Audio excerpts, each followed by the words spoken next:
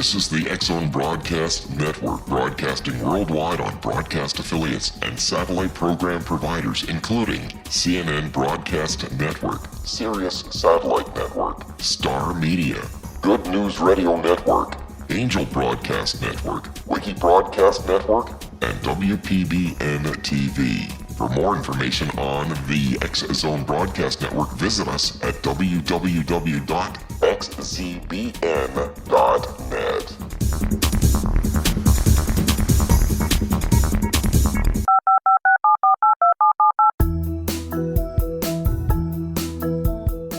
Did you know that when you're on the road with limited data or Wi-Fi, you can still listen to the X-Zone Radio Show with Rob McConnell, The Science of Magic with Gwilda Wiyaka, X-1, Dimension X, Space Patrol, and every minute of the X-Zone Broadcast Network by calling 213-401-0080, courtesy of Audio Now. No smartphone, app, or internet needed. It saves your data plan and it's free if you have unlimited minutes. Call 213-401-0080 to listen on any phone, anytime, anywhere. Remember 213-401-0080 for the best of the paranormal, parapsychology, and sci-fi radio programming anywhere, 24/7, 365.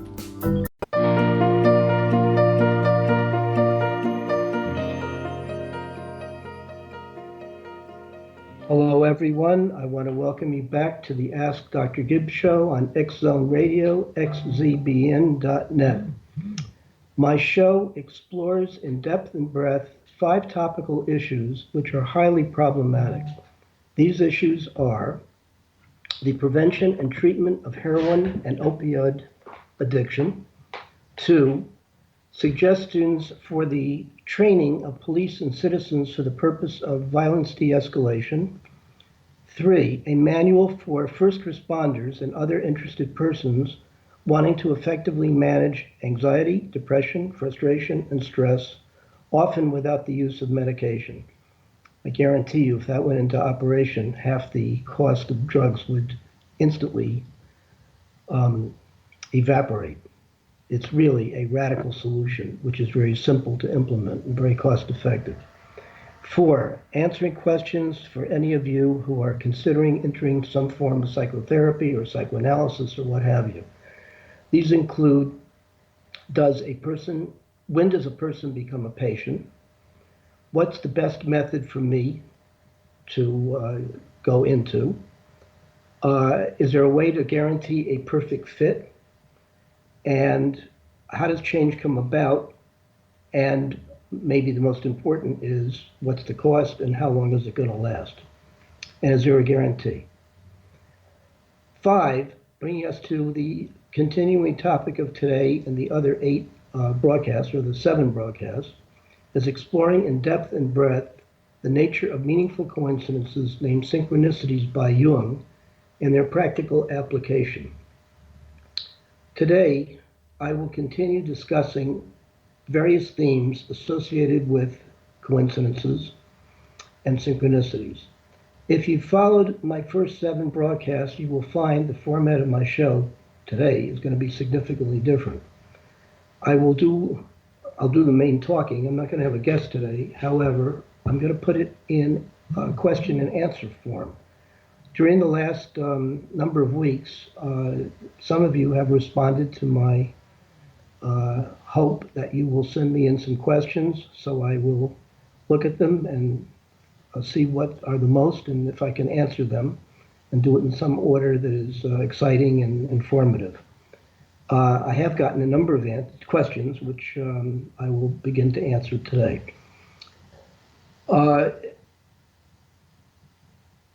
In researching this very interesting topic, which I've been doing for 50 years, almost 50 years, there does come many points along the way where you wonder what more can be said. Isn't everything been said? And of course, Jung has taken the position that whatever he wrote about in terms of understanding synchronicities is that's all. That's all she said.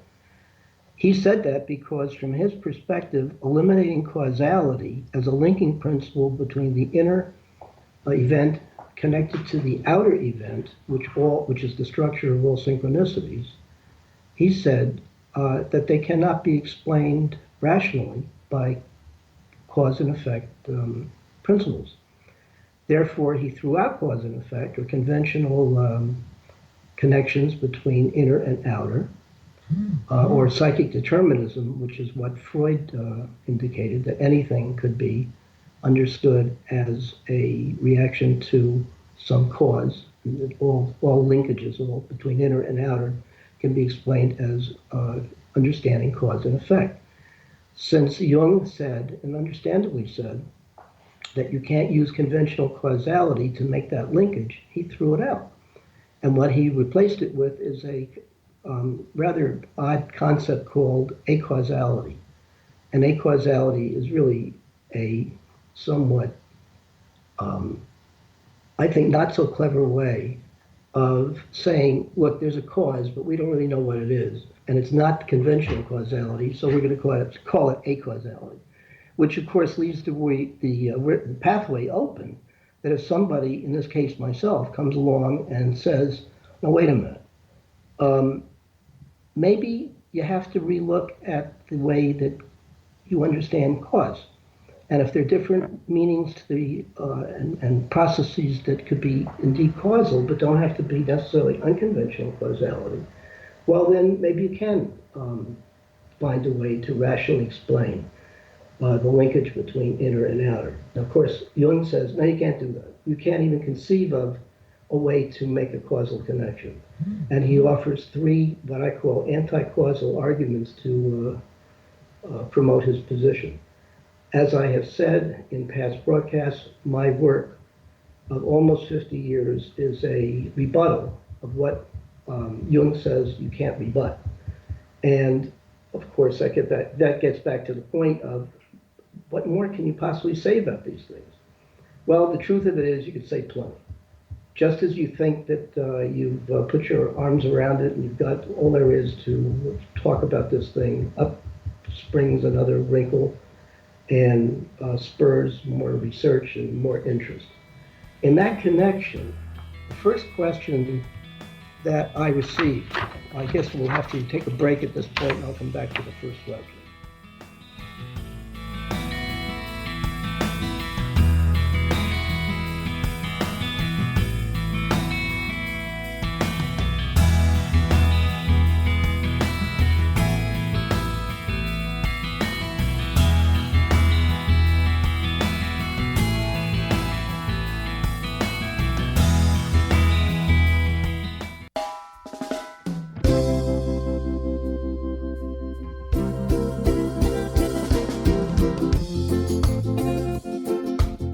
This is Johanna Carroll, host of Dialogue with Divinity on the X-Zone Broadcast Network.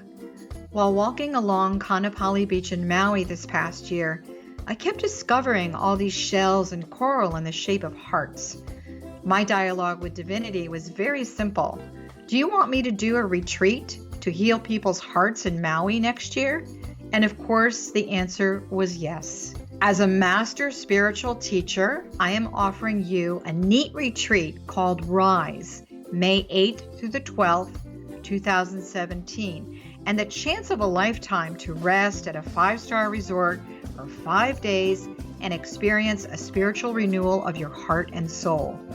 Kaanapali is one of the top 5 beaches in the world. This stunning resort has undergone a $40 million renovation.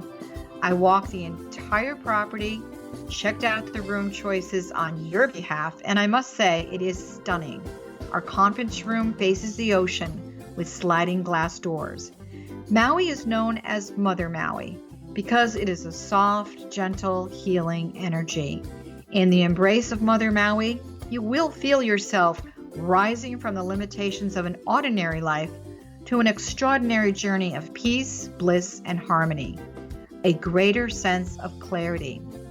Our Rise retreat ignites renewal in the sacred elements of air, water, earth, fire, and wind.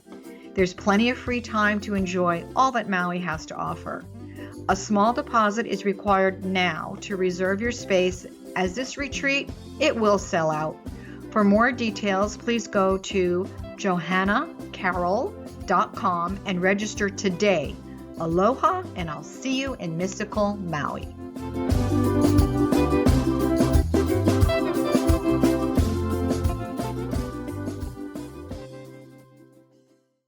How would you like to be able to read other people's minds? Well, the next best thing is here. When you know how to read a person's name, you know how the person thinks, feels, and behaves.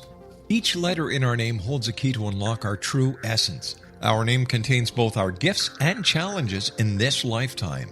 Mnemology science discovers personality secrets hidden in the placement of the letters of our names, including the first and last impression people remember about us. Sharon shows us how to interpret the arrangement of letters as outlined in her book, Know the Name, Know the Person. Sharon Lynn Wyeth created mnemology science after 18 years of research and testing her theories, and has supported thousands of people around the world in understanding themselves and others better. You'll enjoy Sharon's unique teachings as she shares her system to learn the gifts behind your given birth name. Even if you don't like your birth name, there are jewels in this book. If you're thinking of changing your name, ready to name your child, or wanting to get along better with others, this is the book for you. If you'd like to improve your relationships and change your life for the better, get the book today, Know the Name, Know the Person, or visit www.knowthename.com. That's www.knowthename.com.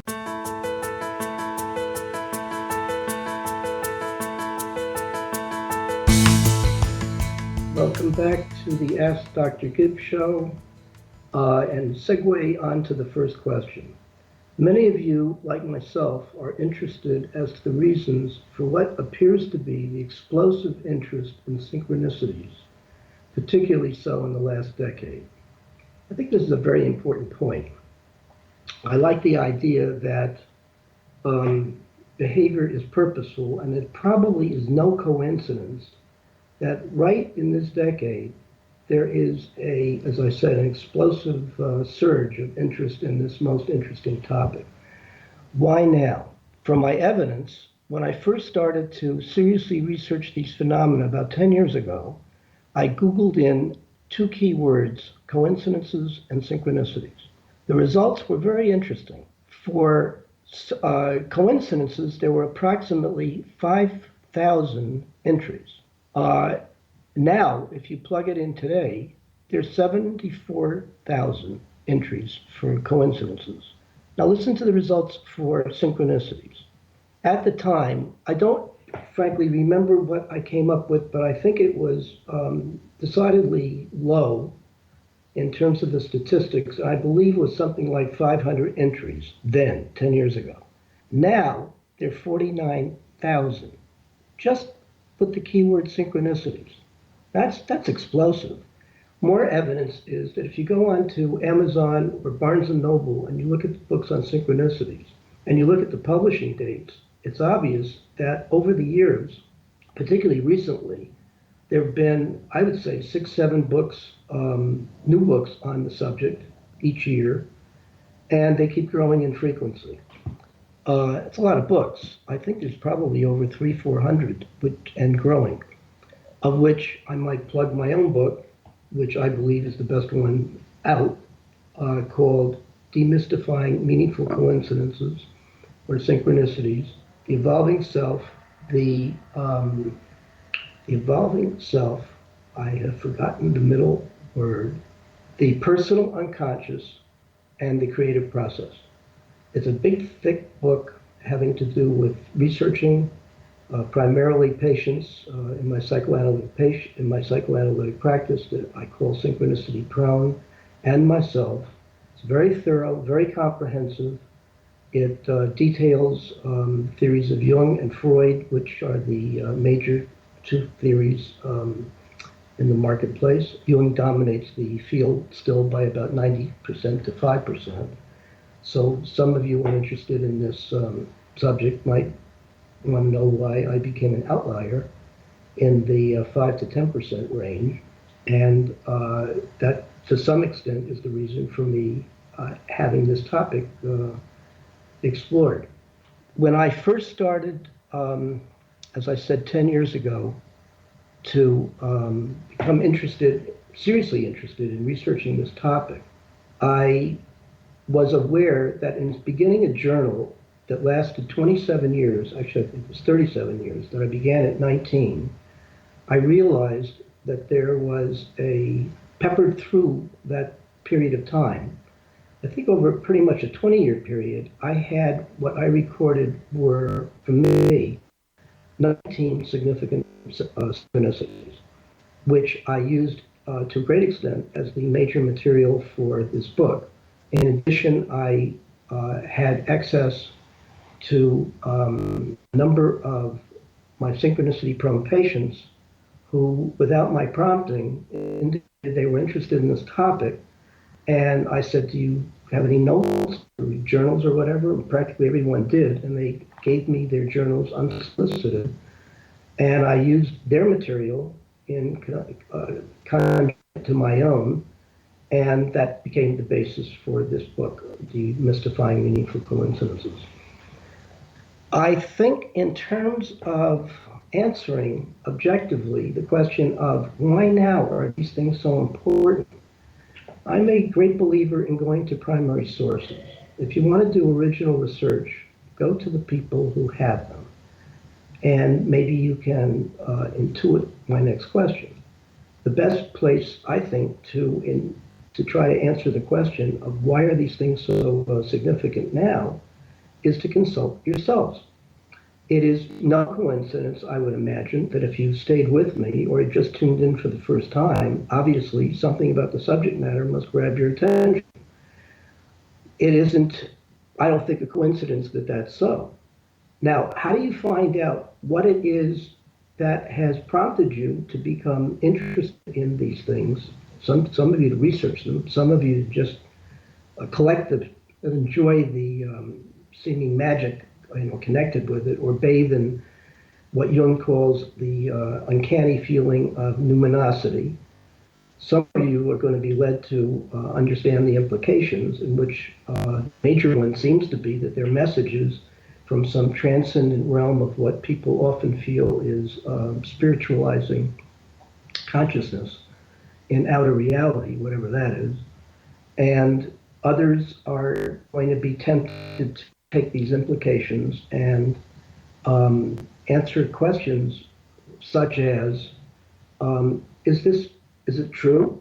But Freud said, look to Jung, in which they both were interested in meaningful coincidences. As a matter of fact, they split over the interpretation of a major coincidence that they had in Freud's study, which I urge you, it's mentioned in depth in one of the broadcasts, but if you haven't read it, take a look at the interesting, in a way, deal breaker between Freud and Jung over the different interpretations of what Jung felt was going on in this shared synchronicity between Freud and Jung.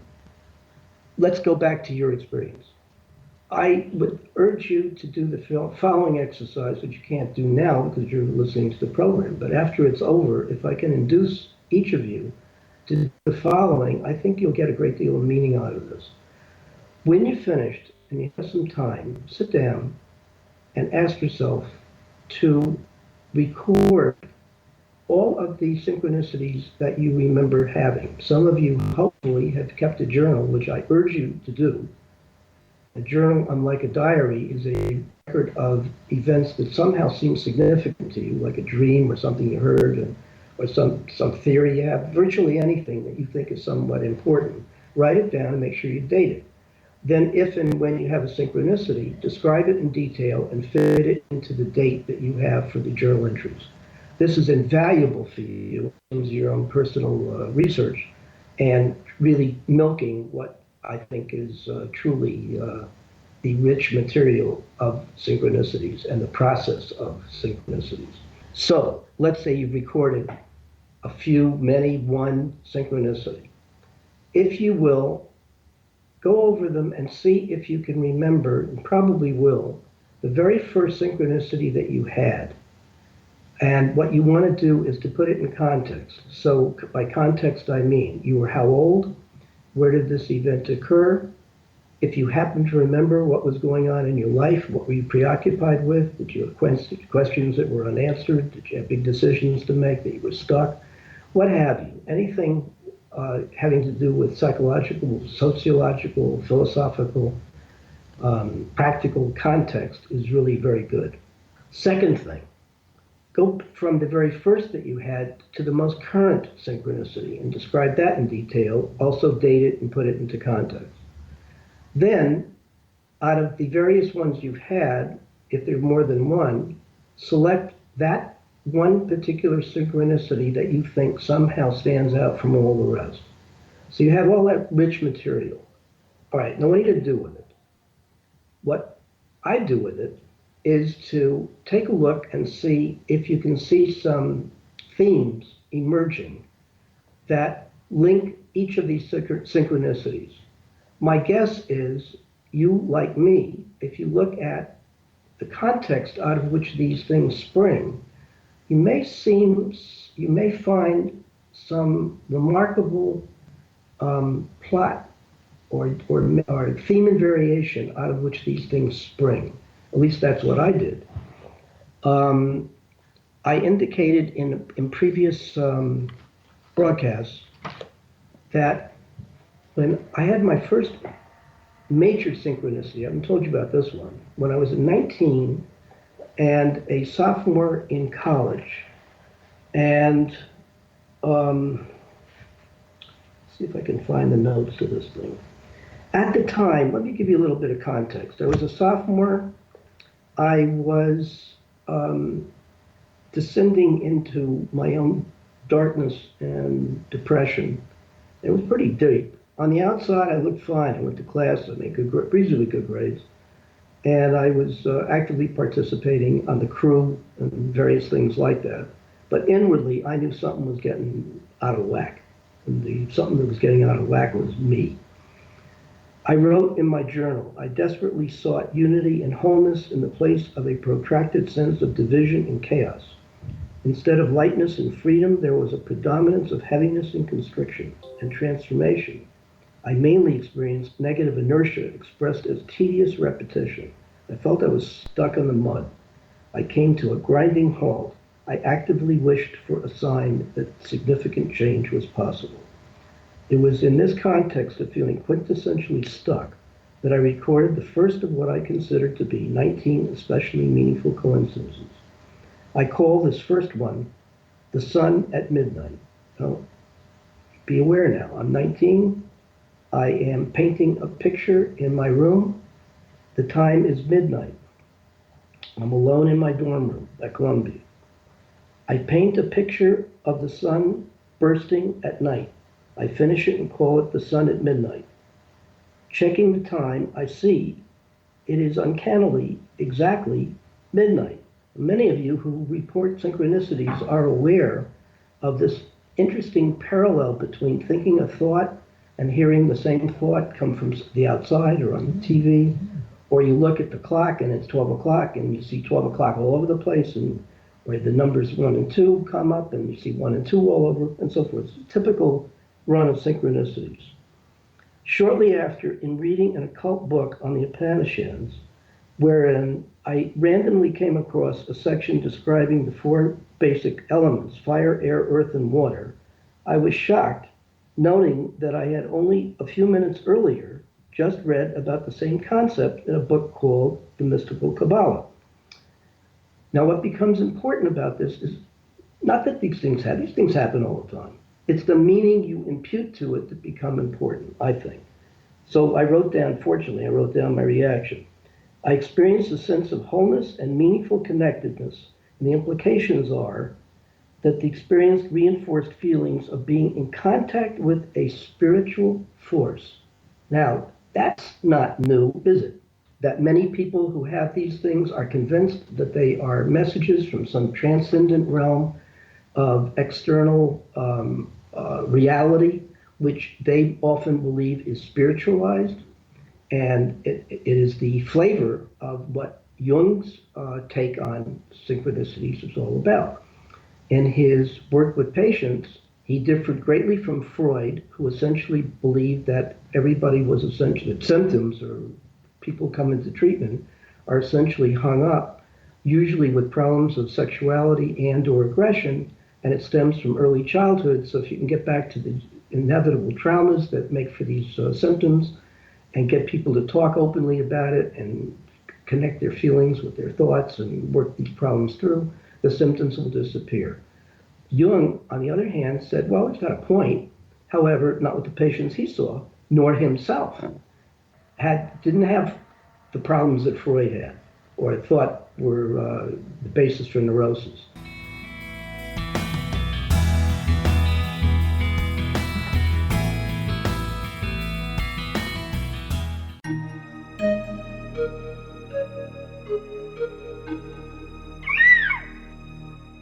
While science pursues fact, magic accesses the quantum level, bridging random facts to form truth. As long as science and magic remain separate and polarized, the truth cannot be known. I'm Gwilda Wiyaka. Join me on the Science of Magic radio program, dedicated to unification and evolution of consciousness. During each episode, I'll be speaking with experienced and respected scientists and mystics. From astrologers to astronomers, from medical doctors to shaman, the scientific method to dowsing and intuition, we'll weave together information from seemingly divergent practices to promote unity and enlightenment. Join me, Gwilda Wiyaka, and the Science of Magic right here on the Mutual Broadcast Network. For more information, visit www.thescienceofmagic.net.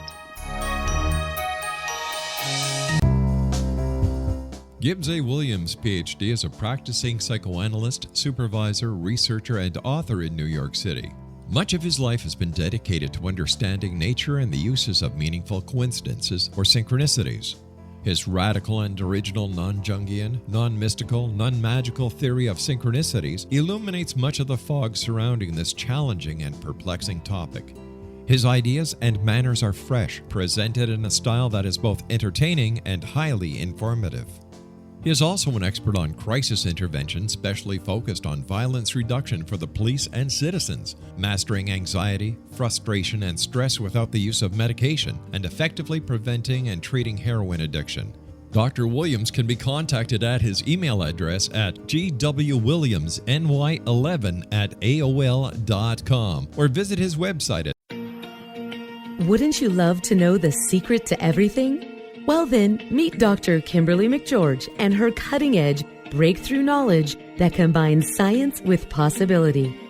Dr. Kimberly brings real-life answers and healing to those open to alternative solutions. She teaches solution-based programs and classes that will change all areas of your life forever. Specializing in conscious creation, intuitive readings, and energy medicine, you can rapidly shift health, relationships, business, and money and abundance challenges quickly. Receive her best-selling book, Secret to Everything, at no cost by going to secrettoeverything.com/X-Zone. That's right, transformation can start now. Just go to secrettoeverything.com/X-Zone and receive Dr. Kimberly's book for free. Afterlife expert Roberta Grimes was the first one to say that dying can be fun. Now her best-selling book, The Fun of Dying, is available in stores worldwide. So if you wonder whether death ends life, how it feels to die, or what heaven might be like, The Fun of Dying was written for you. And if you have always been afraid of death, or if you worry that your life has no meaning, let The Fun of Dying ease your fears and bring new meaning to your life. Nothing said in The Fun of Dying is based on the teachings of any religion. Instead, Roberta draws on evidence to explain how death happens, how it feels, and what comes next. A lot of the best death-related evidence was produced in the first half of the 20th century. When it is put together with recent discoveries, it tells a consistent and amazing story. Roberta Grimes blogs and answers questions at robertagrimes.com. Her wonderful book, The Fun of Dying.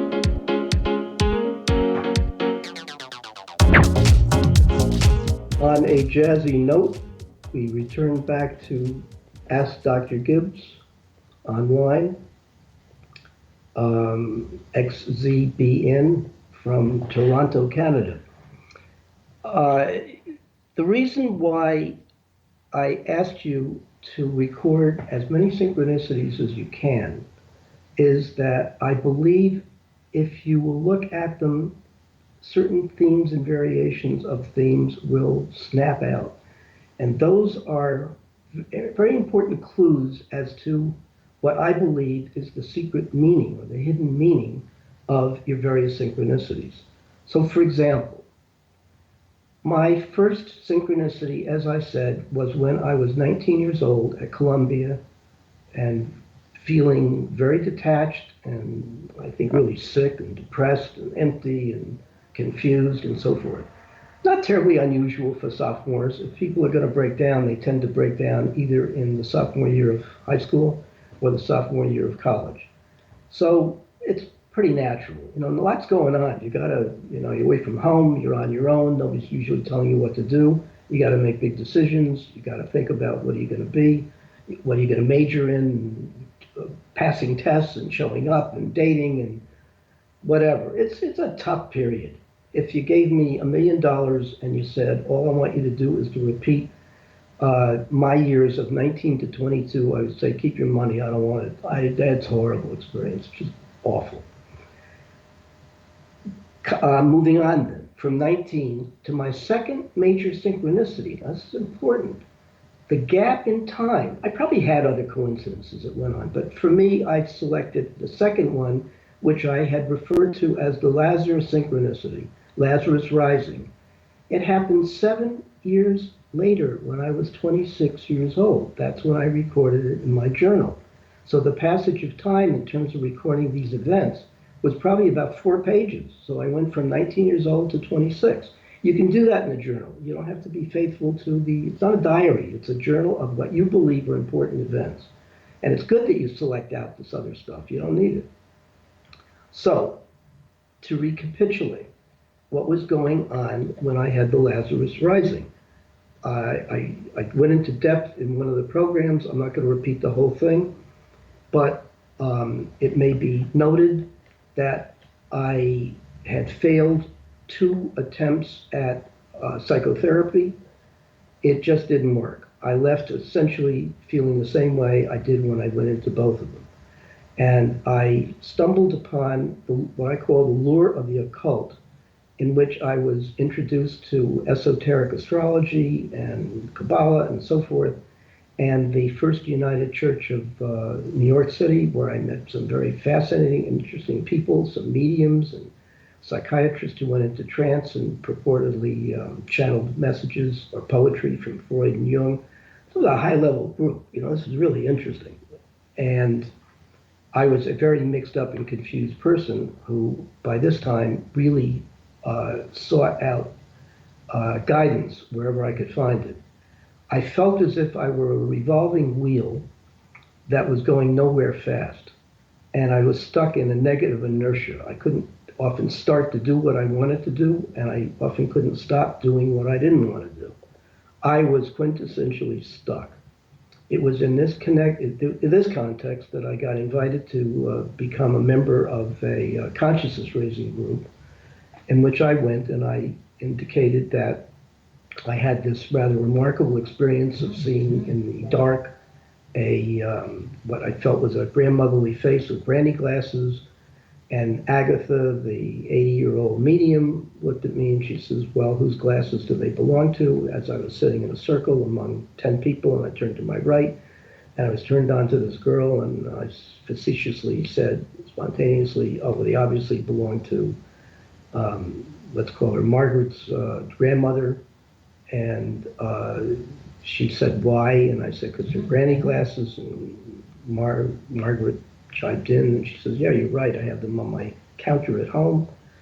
So I was all jazzed up. I was excited. And then as I left the group, I had already indicated that I wanted to try to answer absolute or very complicated questions about reality. I wanted answers. And somebody said, here, I'll give you a method. Go home, and if you have a New Testament, which I had, open it up at random, ask your question, and read the first thing that comes to your mind. So I did, and the first thing that came to mind, my question was, are miracles real, or are they baloney? And I open it up, and the first thing I see in my mind's eye is the story of the raising of Lazarus. Well, I got really excited. That's a pretty good hit. And I used it as a reason for calling Margaret. And I called Margaret and I said, I got this most unbelievable coincidence. And she says, wait, before you give me yours, let me give you mine. And I said, okay. And she said, I'm figuring how she's going to beat that. And she did. She said during that afternoon, when we had met at night, she was out in Central Park walking with her psychiatrist, this very unconventional man who I had mentioned, often went into trance and seemingly dictated poetry from Freud and Jung. Quite a feat if that were true. And he said, listen carefully, that in a past life, the psychiatrist said in all seriousness, he was at the raising of Lazarus. Well, that's a pretty good synchronicity. That's hard to beat. Let me put this phone back on the hook. And I was jumping for joy. I was extraordinarily excited. Now, the importance of that run of synchronicities, starting with the ovular mirror, the picture of the vision of the grandmotherly face, and the hit with Margaret's granny glasses, and she's saying she had them, and the biblical allusion to the raising of Lazarus, and the telephone call to Margaret, and her telling me about the raising of Lazarus with her psychiatrist and so forth. That really, if I had never really been interested in synchronicities before, that did it. I was enthralled. The meaning of it, my reaction was intense awe and excitement. The implications for me, in my journal I write, I feel as if I'm in contact with a mystery that holds the probability of divine guidance. Coincidences appear to be connected with an unseen occult realm of reality that is spiritualized. Whatever else these events may mean, they add breadth and depth and point to something higher and more meaningful than most events experienced in my rather ordinary life. A significant reverberation of this remarkable event was my heightened attention in taking note of both my own as well as others' meaningful coincidences. There was no question in my mind that they were indeed remarkable events, particularized by the felt experience of special meaning that characterized them. Okay, this obviously continues on, as yours will, to 17 more that were juicy and big time as far as I was concerned, and pregnant with meaning that fascinated me enough to begin to seriously investigate the nature and uses of these remarkable events. Now, just by hearing the two of them that started this off, it is clear that there are parallel themes and variations. I was mixed up, I was confused, I wanted guidance. It seemed to fail on the earth plane, that I guess I was attracted to the possibility through occultism and spirituality to the possibility of, let's call it, divine guidance. And if there was any pathway to it, lead me on to it. I want to do it. And so I took lessons in occult pathways and astrology and tarot and Kabbalah, and met religiously with these interesting people at Sunday church with mediums and messages and so on. And I got really enthralled with what I call the lure of the occult. It also appealed to me because it addressed my whole self rather than me as a collection of neurons or psychological problems and so on. And that became the basis for my, what turned out to be almost 50-year research of these fascinating experiences. Now, over time, obviously, I don't have the same attitudes to what these things are now. I don't look to the stars at all. I don't think that these messages are from any external place. My theory is that they're self-generated. Now, how did I make the leap from essentially being a de facto Jungian to rejecting that out of hand? And while I don't have any, you choose your own, different strokes for different folks, it's okay, but I'm allowed to choose my own too. So that in my asking questions of Jung and rebutting what he thought were unrebuttable arguments, that you can't rationally conceive of a way of making causal sense out of the link between the inner and outer events that comprise the structure of all synchronicities. What I did mainly, to jump the gun, was to go into an 11-year psychoanalysis where perhaps the major thing that I learned was how to stimulate my critical thinking, which led directly to what I believe was turning on what I think everybody has as their own unique creative process. And of course, in my title of my book, the second half is the demystification part occurs, I think, when you are able to have an idea of who you really are, who is yourself, and what does that really mean, combined with making a felt connection between your personal unconscious, not the collective unconscious of Jung, but your personal unconscious, and how that directly leads into a connection with what I believe is your own idiosyncratic creative process. So that, I guess what I'm saying is, if you will look at your own material, and you keep a journal, and you will see over time what your core beliefs are.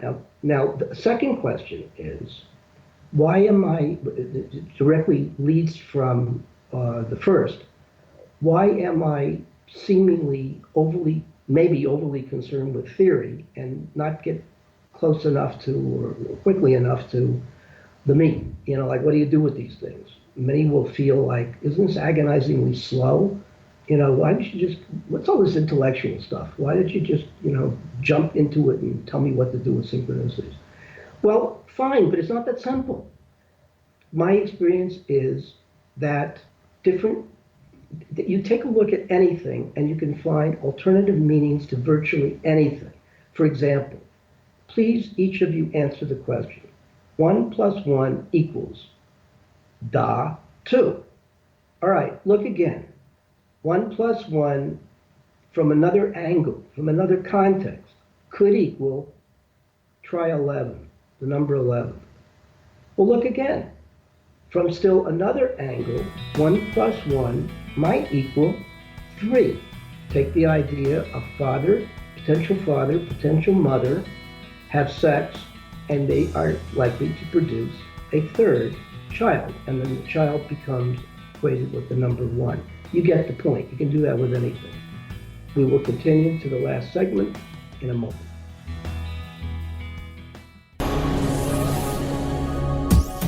This is the X-Zone Broadcast Network, broadcasting worldwide on broadcast affiliates and satellite program providers, including CNN Broadcast Network, Sirius Satellite Network, Star Media, Good News Radio Network, Angel Broadcast Network, Wiki Broadcast Network, and WPBN TV.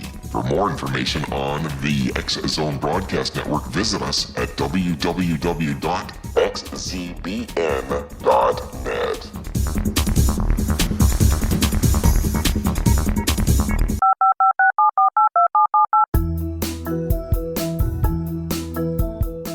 Did you know that when you're on the road with limited data or Wi-Fi, you can still listen to the X-Zone Radio Show with Rob McConnell, The Science of Magic with Gwilda Wiyaka, X-1, Dimension X, Space Patrol, and every minute of the X-Zone Broadcast Network by calling 213-401-0080, courtesy of Audio Now.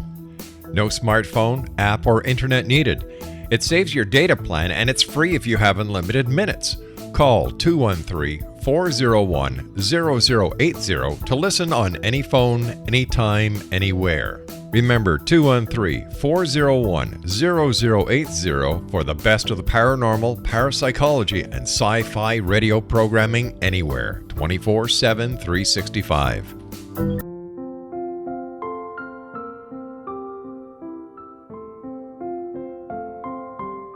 I am Dr. Carl O'Helvey, founder, president of a new cancer foundation focusing on evidence-based physical, mental, and spiritual interventions, including natural cancer cures, prayer, meditation, affirmations, nutrition, and other related holistic cancer prevention and cure modalities.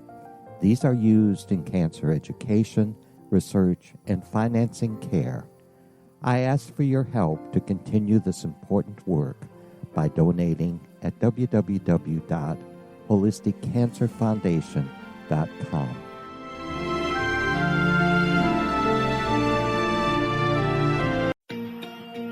Wouldn't you love to know the secret to everything?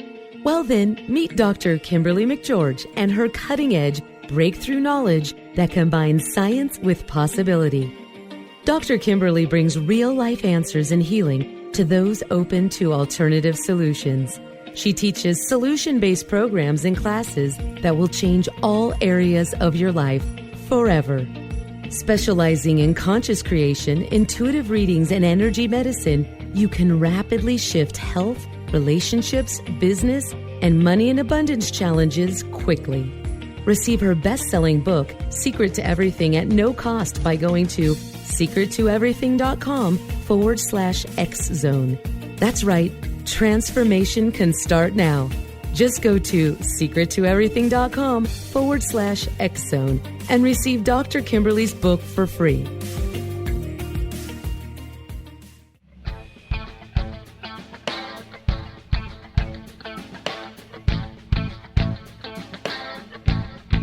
What Happened in Benghazi is revealed by Nicholas Genix, author of Obama, Islam, and Benghazi. He informs the American people that President Obama deceived them by advocating a strong foreign policy prior to the 2012 presidential election, and Hillary Clinton supported this deception.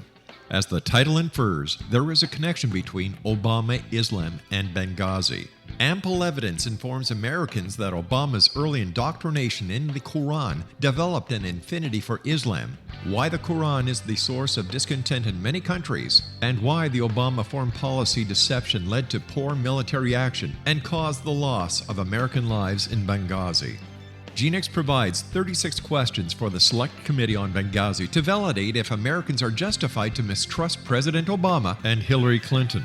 An overview of Obama, Islam, and Benghazi is presented on the website www.futureofgodamen.com. That's www.futureofgodamen.com. You're listening to the X-Zone Broadcast Network, www.xzbn.net.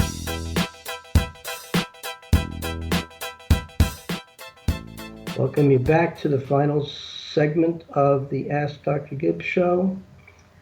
I had stopped at a point where I indicated that anything, any perception, idea, thought, what have you, can be viewed in a different context, resulting in entirely different meanings.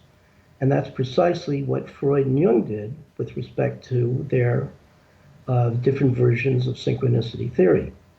And there are different versions of therapy, and there are different versions of what symptoms are, virtually everything. The special meaning associated with coincidences which make a coincidence into a synchronicity is the special meaning attributed to the event. Where's the special meaning come from? It has to come from the individual self who's generating the special meaning.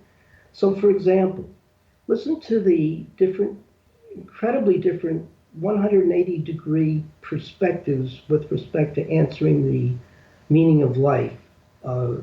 Two quotes, one by Jung and one by Freud. Jung says, "My whole being was seeking for something still unknown that might confer meaning upon the banality of life." The banality of life. Ergo, his idea that there's got to be something transcendent, got to be something extra special, which he calls spirituality, which is really otherworldly and out of this mundane world. This mundane was, from his vantage point, basically a pain. And he wanted to escape into, I guess, pleasure.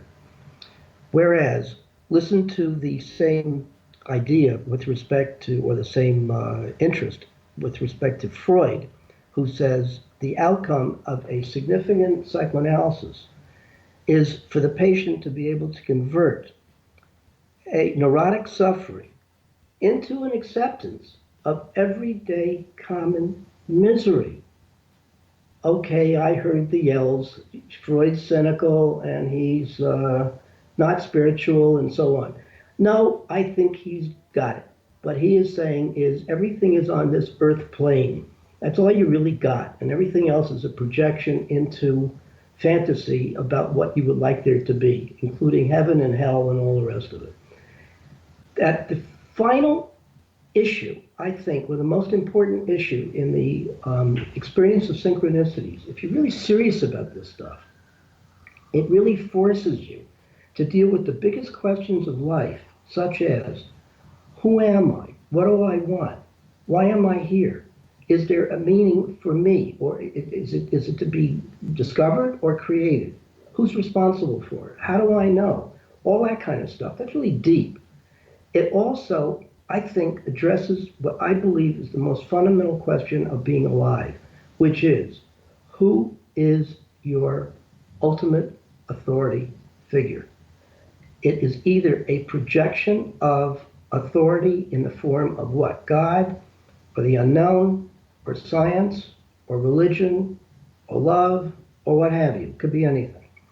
Or it is ultimately you and your own experience of what life is about based upon what you have managed to learn and the way you add up all the things that are important into your own personal philosophy. I stand with the latter. Most Jungians go with the former. Now, that's fine. Different strokes for different folks. What has this got to do with theory building? As I said before, many of you are going to take the position of, look, get to the meat and potatoes of this thing. Tell me what to do with these synchronicities and how to interpret them. Well, it's not so simple.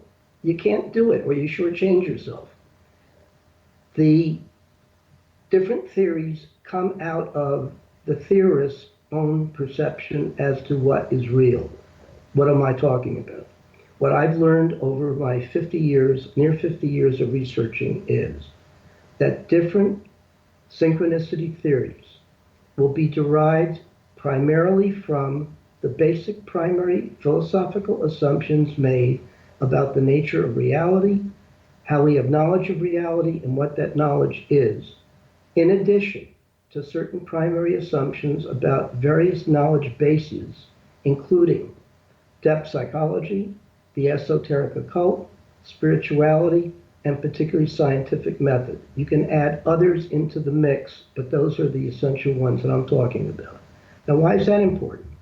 Because depending upon your basic assumptions about these primary philosophical issues and the rest of the knowledge bases are going to be derived alternative organizing concepts which are going to be utilized as filters of experience, which is going to be able to organize the chaos that you have, which ultimately lead to various interpretations and utilizations of synchronistic phenomena.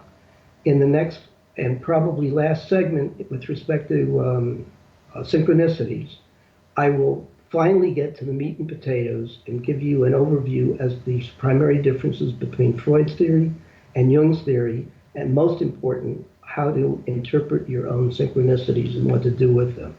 I hope what I have done, or I'm doing, is to stimulate you all to get really interested in this subject. And I like the idea of Yates, who indicated that with respect to seemingly dealing with all this esoteric stuff, that the longest, actually it's not Yates, it's Ulysses, it's who wrote Ulysses, that the longest way round is the shortest way home.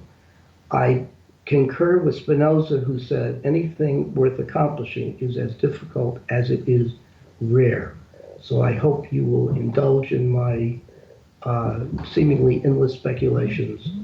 It's been a wonderful experience. In the future, I'm going to start tackling how to manage your own anxiety, depression, stress, and other negative feelings without the use of medication. I think it's a huge issue, and as I said before, if this idea got adopted, half the cost of the drugs would disappear. And I think that they'll never let this idea be wide-ranging for the reasons why I just said, the profit motive. But this idea really works, and I hope you will all tune in and invite your friends to be part of it. Thank you very much for listening. And if, once again, you're interested in looking at my book, go on Amazon, plug in Gibbs Williams, and you will see Demystifying Meaningful Coincidences, the rest of the title. You can also go to Facebook and look at my website on Ask Dr. Gibbs.